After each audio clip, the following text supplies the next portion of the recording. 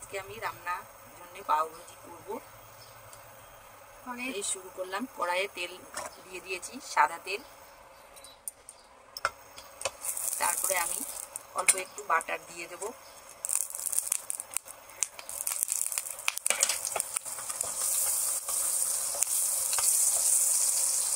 আমি পেঁয়াজ কুচি দিয়ে দিই, দুটো মতো পেঁয়াজ কুচি দিয়েছি।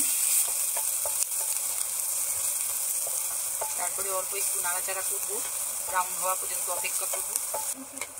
রসুন কুচি দিলাম, তারপরে লঙ্কা কুচি দিলাম।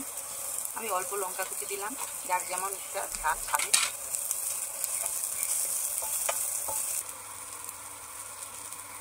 তারপরে ক্যাপসিকাম কুচি দিলাম।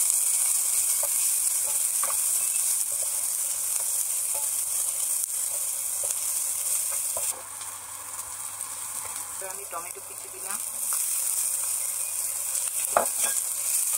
এগুলো সব আগে থেকেই আমি করে রেখেছি।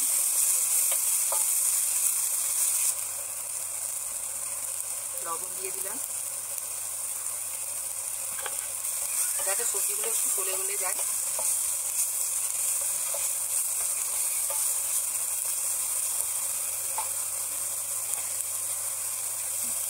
এবার আমি একটু হলুদ গুঁড়ো দিয়ে দিলাম।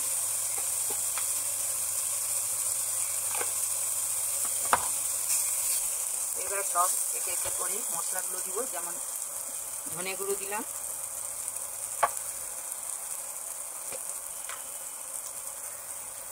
জিরে গুঁড়ো 2 চামচ, ছোট চামচে 2 চামচ।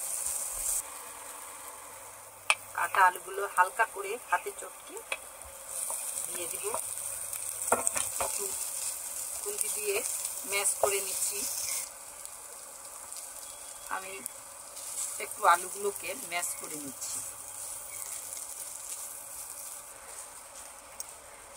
সাদা মটর সিদ্ধ করে অল্প রেখেছি, সেটাও দিয়ে দেব।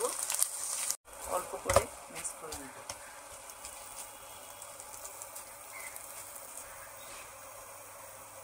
আমি একটু কাশ্মীরি লঙ্কা কালারের জন্য দিচ্ছি।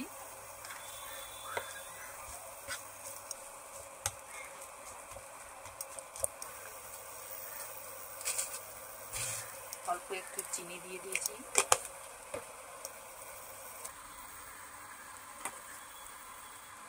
মশলা, পাও ভাজি মশলা দিয়ে দিলাম।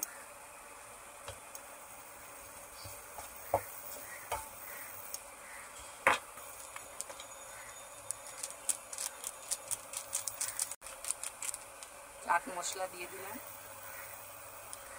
আমি একটু মেথি কাটা পেস্ট করে দিয়ে দিলাম। অল্প জল দিয়ে দিলাম। আমি ভালো করে মিশিয়ে নিয়ে আবারও আমি একটু জল দিয়ে দিলাম। ঢেকে রাখলাম, কিছুক্ষণ পরে তুলব। ঢাকনাটাকে তুলে দেখি, গ্রেভিটা বেশ ঘন ঘন হয়ে এসছে। এবার আমরা গরম মশলা, প্রথমে ধনে পাতাটা দিয়ে দিই, তারপরে অল্প গরম মশলা দিয়ে দিব।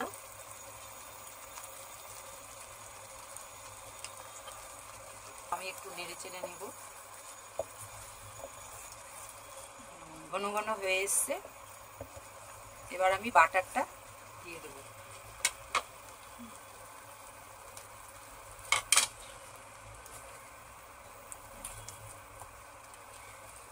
বাটারটা দিয়ে আমি মিশিয়ে নিয়েছি। এবার আমার এটা গ্রেভিটা বেশ ঘন হয়ে গেছে। এবার আমার গ্রেভিটা হওয়ার পর আমি এবার নামিয়ে নেব। এবার আমার গ্রেভিটা একটা পাত্রে ঢেলে নেব। পাও রেডি করার জন্য কড়াইয়ে বাটার দিয়ে দিলাম। অল্প বাটারের মধ্যে পাও ভাজি মশলা দিয়ে দিলাম। এবার বসিয়ে দিলাম কড়াইয়ের মধ্যে।